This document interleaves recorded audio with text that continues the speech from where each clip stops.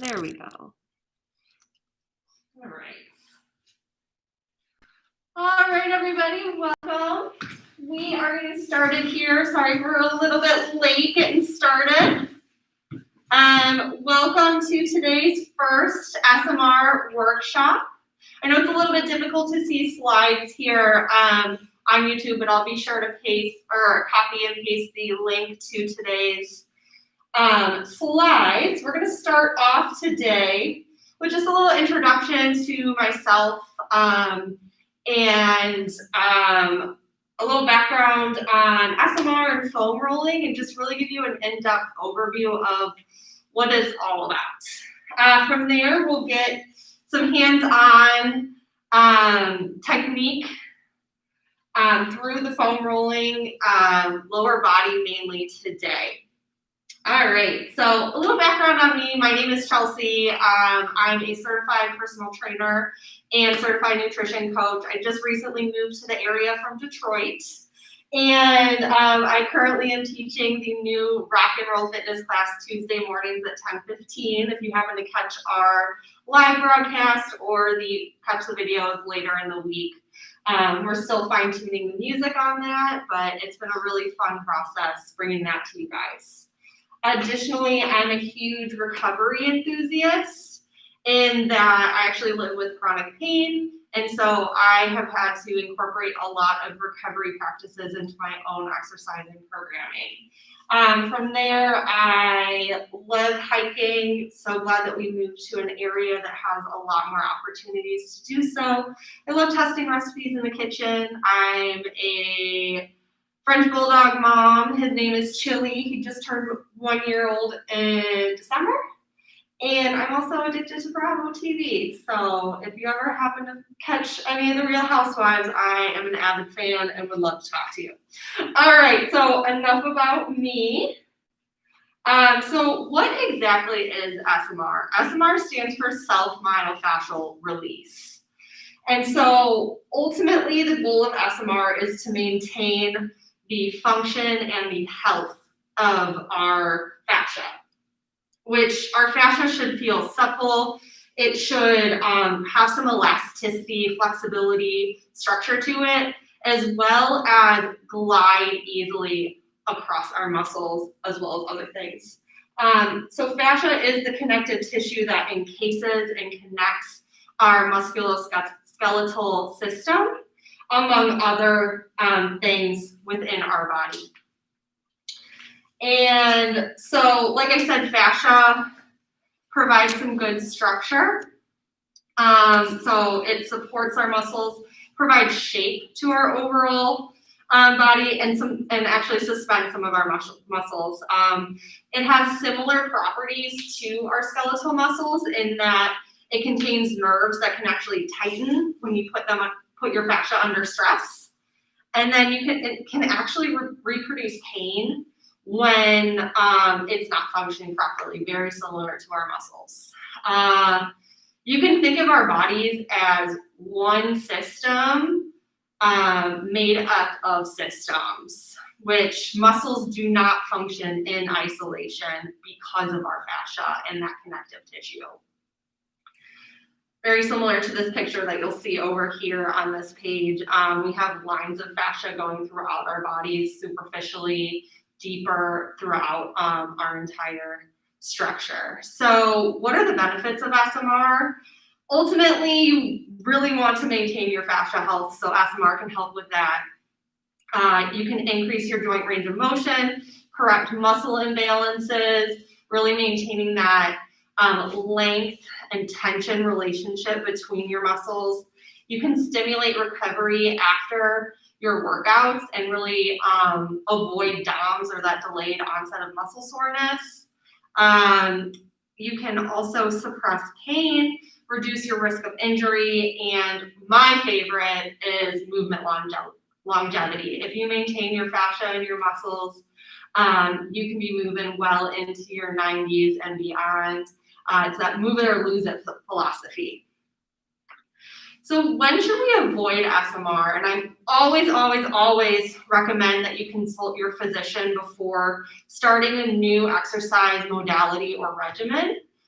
but they do recommend avoiding SMR for anyone who has a fresh injury or trauma, high blood pressure or hypertension, diabetes, pregnancy, osteoporosis, and mainly with those, you're looking at, because we're putting so much pressure on our musculoskeletal system, it can put you at risk for creating clots, for breaking those a little bit fragile bones. So definitely consult your physician on if you want to explore SMR and if that's going to be a good option for you. Additionally, some stages of neuropathy and arthritis you'd want to avoid, and definitely consult your physicians. Congestive heart failure and kidney failure and or any organ failure you definitely want to avoid, but hopefully you're in a hospital if that's happening, and then bleeding disorders. All right, so some SMR modalities that I hope to bring to future workshops here are including our foam rolling. So they come in a ton of different sizes, shapes, textures, intensities by density. That middle picture is going to be your Theracane. If you've been to physical therapy, you'll often find this in those offices. It helps you dig in a little bit deeper and be a little bit more specific on where you want to trigger point your SMR. Additionally, trigger point is really helpful if you have things like a lacrosse ball, a tennis ball, even a golf ball can be pretty intense but pretty beneficial when it comes to SMR. And then one of my personal favorite is what I just call a stick roller. Common names or common brand names are like Tiger Tail, and these are great, especially if you need to get into bigger muscle groups, but can't necessarily support yourself on a foam roller. All right, so why should we be foam rolling? And why is foam rolling an easier form of SMR? Is it's relatively inexpensive. You can find foam rollers pretty much anywhere now, and they're anywhere from like $10 to $15. It's great for beginners, so introducing SMR to your daily or weekly exercise routine. And then it offers a great variety in intensity and textures so that you can experience different things with your fascia. Excuse me. And then last but not least, one of my favorite reasons behind introducing SMR to your routine is exploration. So if you're new to SMR, you're going to learn some stuff about your body. And one of my key focuses when I'm coaching is we want to explore our bodies. Where can we maybe find extra range of motion? Maybe where are we locked up? And how can we improve that?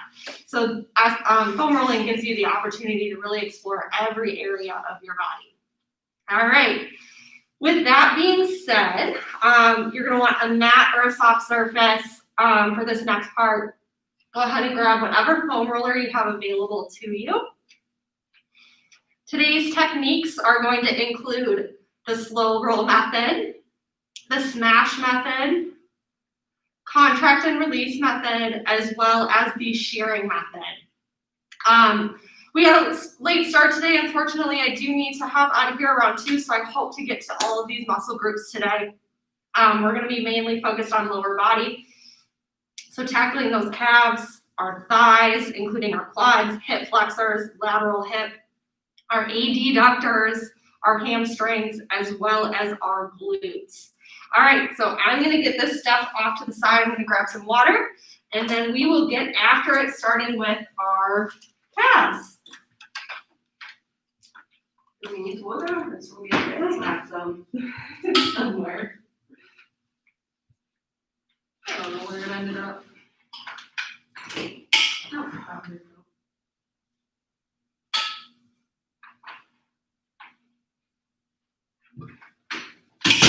All right, thanks for everybody's patience. All right, so for calves, you're going to go ahead and plant your butt down. And if you've caught any of my classes before, I always recommend foam rolling one limb at a time or one side at a time, because we're all a little bit different. We're all a little bit I don't want to say sideways, but we all tend to prefer one side or the other. And I like to start with my non-dominant side. So for me, that's my left side. If it's your right side, you can start there or join me on the left. For calves, you're going to want to place your foam roller just above your ankle. You can plant your right foot or the non-rolling foot firmly on the ground because that's going to help you maintain enough pressure into the foam roller. And then really important here, keep your shoulders away from your ears. So you're going to go ahead and we're going to start with the slow roll method. We're going to start with the center line of our calf.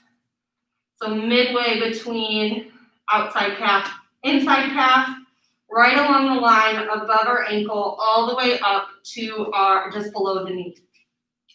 You're going to pop yourself up on your hands, put a little bit more weight into your left calf, making sure that you feel moderate discomfort. That's the key. You're going to roll 2 inches up towards the knee and 1 inch back down. Slowly making your way to be just below the knee. With foam rolling, slow is key if we really want to attack that fascia. And by attack, I mean show it some love. If holding yourself up on your shoulders is too much, you can always gently place your opposite foot and rest on your butt. And that opposite foot is just going to give you a little bit more pressure into the foam roller. So again, 2 inches up, 1 inch back down towards the ankle. And you'll scoot your booty closer to that edge of your mat as you make your way above. Good, so that's a great introductory way of getting into your calf fascia.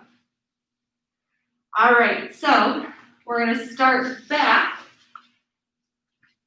Same technique here. I just want you externally rotating your hip a little bit so that your toes point out. Same deal here. Pop yourself up if you can, or use the crossover method, as long as you're getting enough pressure to feel mild discomfort. You might notice that you come to a sticking spot. We'll talk about smashing, contracting, and releasing here in a second. Might feel a little bit different than the center line. I know mine gets a little bit tender up in here. How many times for like you have a time frame? So yeah, so for a time frame, you want to spend at least, so it takes roughly a minute to 2 minutes for your fascia to start to release. So with this technique, it's more exploration and maintenance of slow rolling. And what that means is it prompts you to find those trigger points. So once you find a trigger point, we can use the technique of smashing, which is essentially leaning in as much body weight as you can, no more than mild discomfort, and you'd hold that for 60 to 120 seconds until you start to feel things dissipate. You can spend a good amount of time on each body part, but I recommend, if you're pressed for time, no longer than 3 minutes. All right, we're then going to internally rotate our hip and start with that foam roller just above the ankle. We're still on that first calf, and then we're going to do that nice slow roll method here. If you come to a tender spot here, you can go ahead and do that smash. Those hips might lift up a little bit. You might even need a little bit more so you can prop yourself up, making sure that your shoulders maintain a stable position away from your ears. Or you can continue with that exploratory maintenance technique of slow rolling up towards the knee. Nice work. All right, we're gonna repeat that on our right side. We might not take as long on this right side, but again, take note of any spots that are a little bit less comfortable than the rest of the leg. And you can come back to that with the smash technique or techniques that we'll learn on different body parts. So starting with that center line, 2 inches up, 1 inch back down. You might notice some differences between the 2 sides. That's totally normal. One side might need a little bit more love than the other. Go ahead and once you're done, reset and externally rotate that right hip now.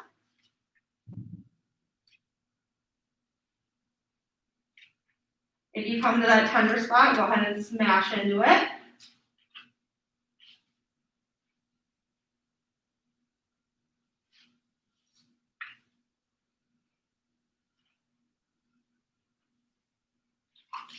I love utilizing my weekends for recovery. It still holds me accountable to spending at least a half an hour, if not a full hour, for myself. And then we're gonna restart, internally rotate that hip, and we're gonna hit that medial side of our calf. Feel free to adjust as needed. And smash where you need it. Now, all of today's techniques can be applied to for the most part, any body part.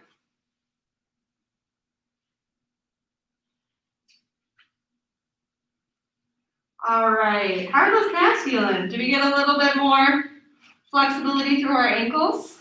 I hope so. All right, next up, we've got quads. So with quads, we're gonna do a little slow roll to explore, and then we're going to learn the contract and release technique. So we're gonna start with that left side. Very similar to our calf, you wanna start furthest or closest to the joint, furthest away from our center line. You can either be in a tall plank or a forearm plank. And all we're gonna do is find that center line of our quad. There's 4 muscles in our quad, hence why it's called a quad. Angle of your right knee, how big? You're perfect. Okay. Yeah, you can use your right knee to support you, whether it's comfortable up here, back here. Good. And if you're like me, your quad has a ton of different trigger points. So for that contract and release, we're gonna go ahead and squeeze our quad, so straighten out our knee. And then we're gonna go ahead and relax the quad and bring our heel toward our butt. That's gonna open up the belly of the muscle, stretch that fascia a little bit. Good, squeeze that hamstring. And then we're gonna squeeze that quad on that trigger point. And again, slow is the name of the game here. And you want mild discomfort. And you want to be able to feel that muscle contract and release. And you should, ooh, yes, you should start to feel that trigger point loosen up. Nice. Spend a little bit more time on this side, exploring the midline. And then you can also, when you restart, So I'm going back. yeah, so you're going up towards the hip. So Good. what about next knee? Just going here? Yeah, it's just coming along for the ride, supporting you. Yep. And then once you reach those hip flexors, we'll get to those shortly. You can find slightly in on the hip and explore there. Let's also talk about that shearing method. It can be really intense, but it's another good one to get into the quad because it's so many layers of different muscle and probably so many different layers of fascia. So if you find another trigger point along this line, what you can do is shift to left and then right. So your muscles, your skin, your fascia literally drags across that foam roller. So from this view, it's going to look like this. Just like that contract and release method, it can be pretty intense. So ease up on the pressure if you need to. To ease up, you can drive your right knee a little bit more forward.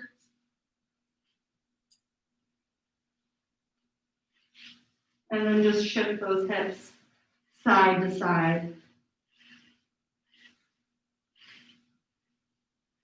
Nice work. All right, let's go ahead and switch to that right quad. And then we'll get into those hip flexors. All right, find just above the knee, center line to start. And I have to support myself a little bit more on this right side. My right quad is a little bit stickier than my left quad. So it doesn't require as much pressure, but you might find that you can lean into this one a little bit and use a little less support from the rest of your body. Again, if you come to a trigger point, you can smash it. You can use that release and contract method, or you can go ahead and shear. And what's really fun about the shearing is try it when your quad is contracted, and then repeat the shearing after it's relaxed. Feels a little different. Opens things up a little bit differently for you. Good.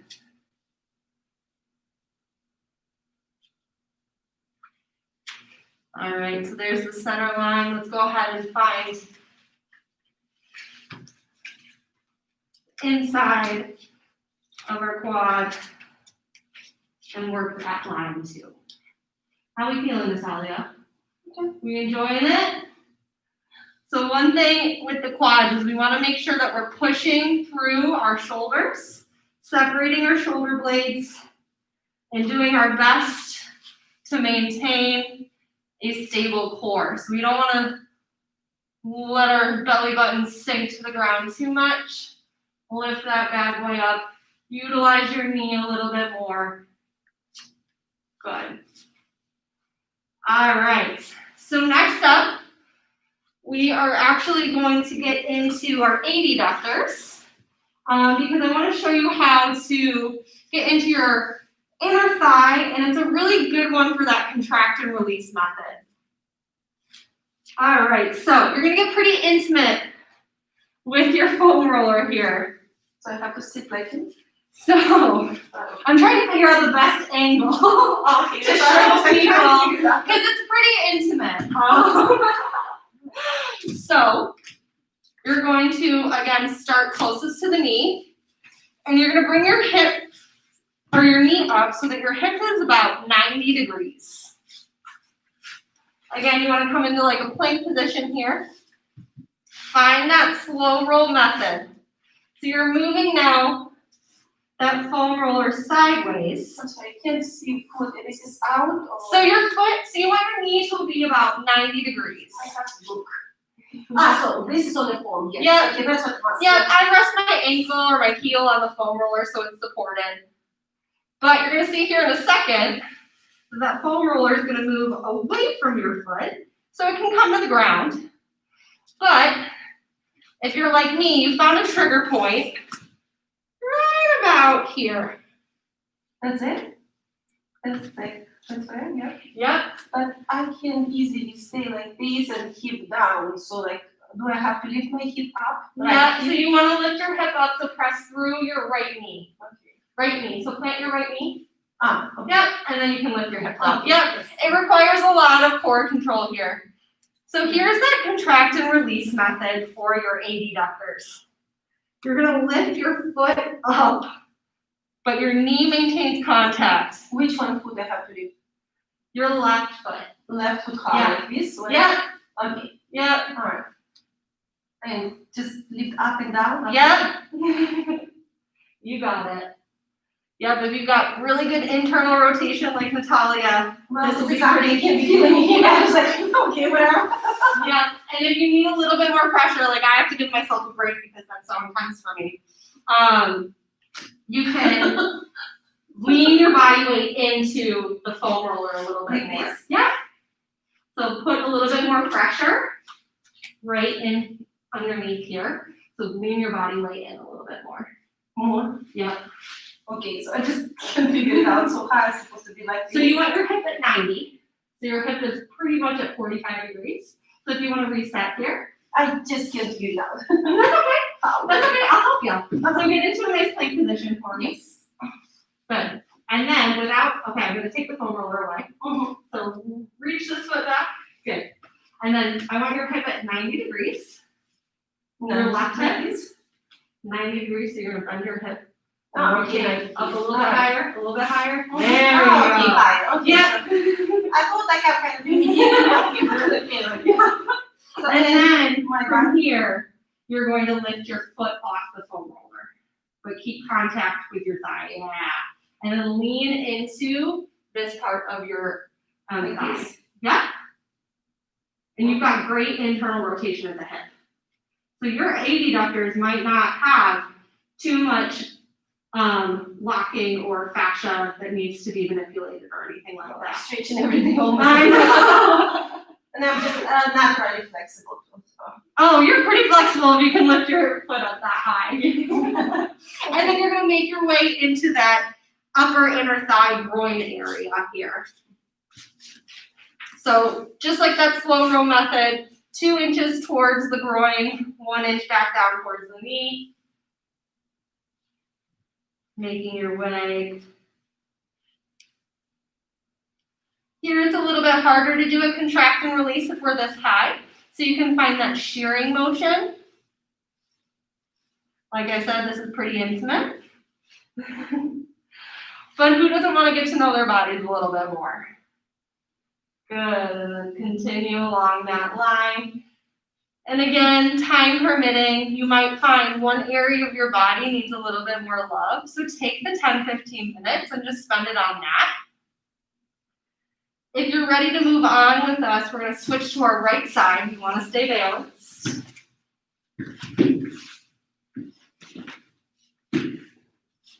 Good, so lift that knee up 90 degrees.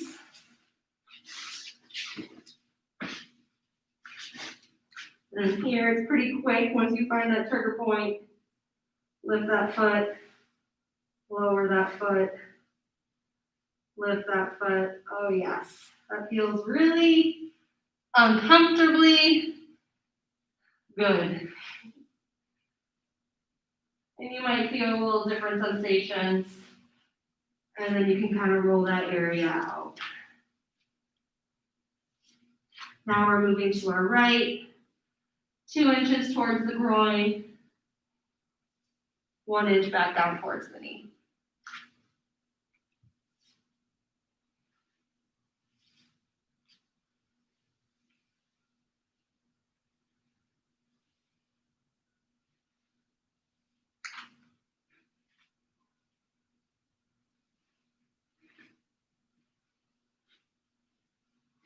Nice.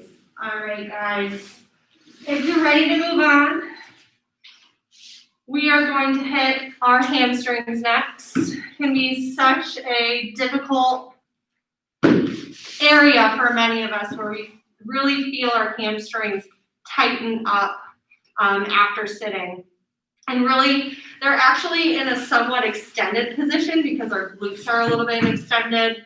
And so while they might be a little bit shortened, we don't want to continue to stretch them. We want to start to reestablish that good length tension relationship between our muscles and our fascia.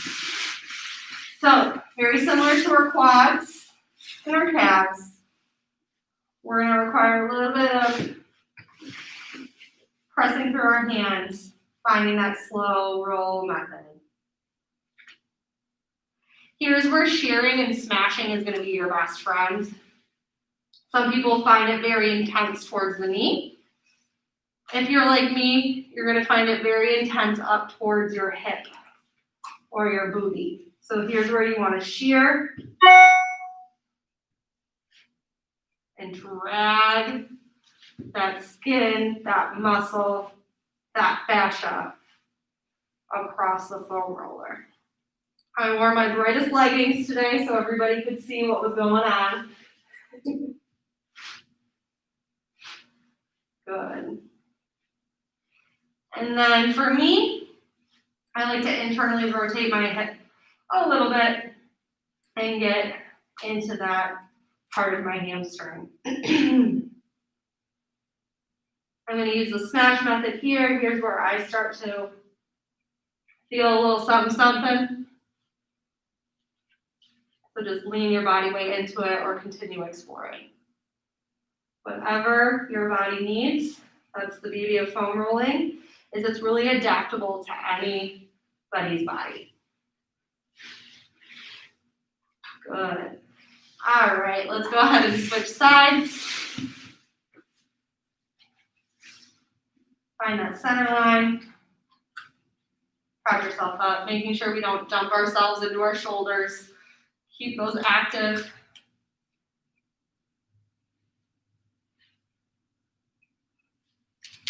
Again, I need to put pressure on it because I you need a higher density foam roller. Your fascia is pretty nice. You've been moving your whole life, haven't you? Well, if you're taking my classes, you won't have a problem. I know. Move well and move often, right? No, Another way way you move into. Yeah. It's not intense workout. It's just like Moving your bodies. Everything balance. Yeah. Make flexibilities and balance. 100%. And work on your core. So Yeah. like 100%.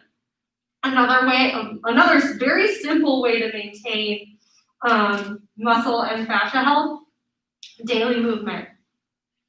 Doesn't need to be super structured, just moving our bodies every hour or so, switching positions. We were not meant to be sedentary, were we? Go ahead and switch up the angle or line that you're on.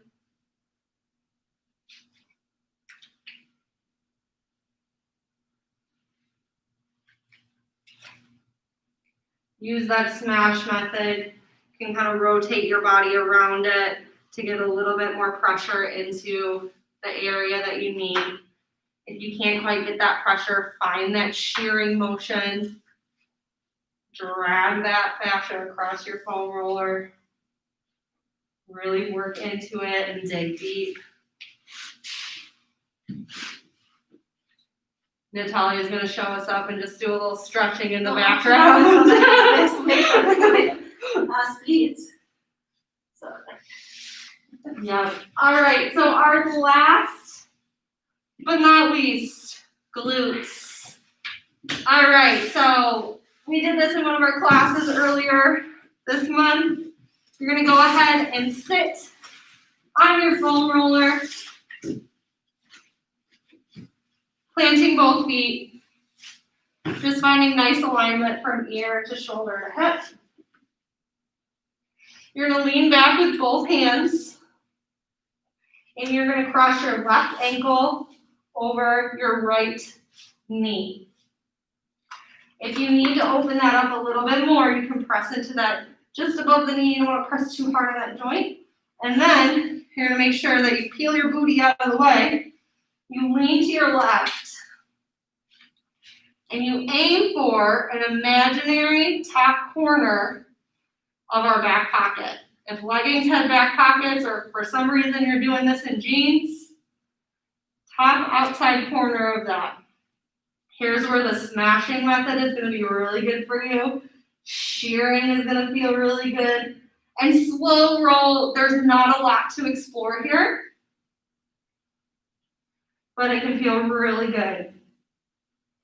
Especially if you were doing a lower body focused strength training or hip workout. Like open it, that's when I feel it. Yeah, you're probably going to need to open up your hip a little bit more. So drive your I feel like drive your right knee out too. so it opens your pelvis even more. Mhm. Yeah, there you go.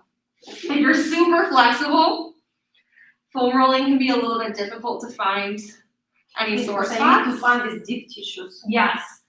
This is a good one where you're gonna start to find some really deep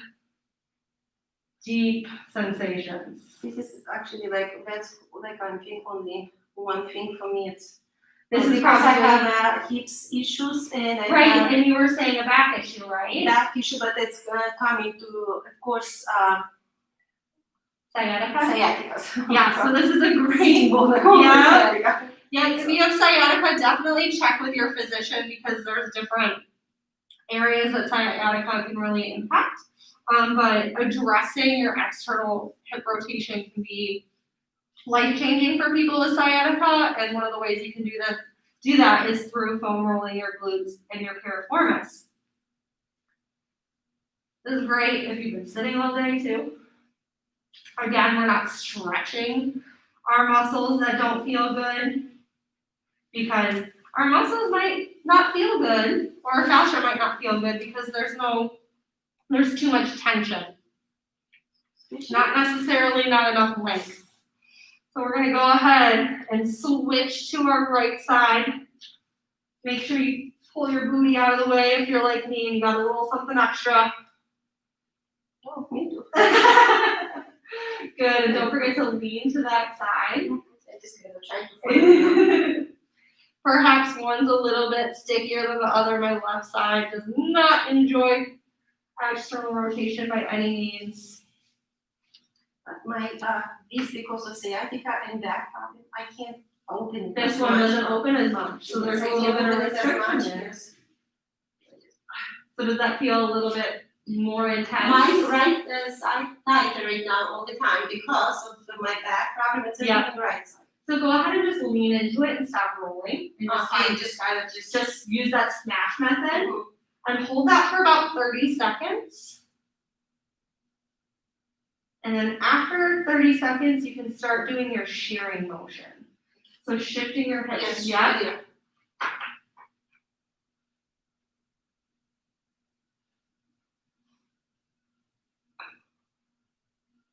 Good.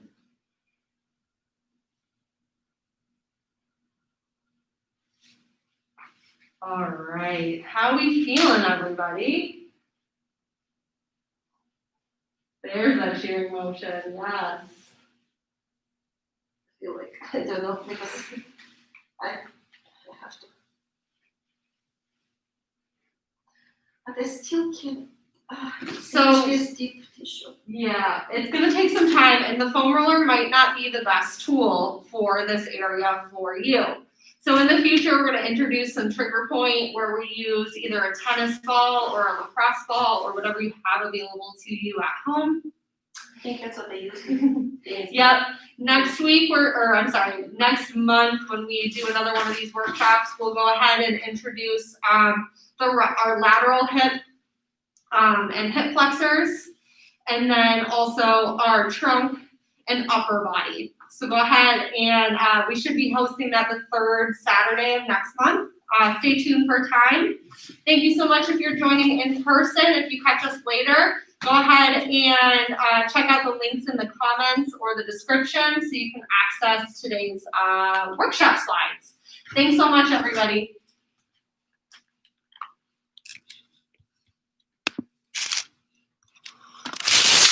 Thank you.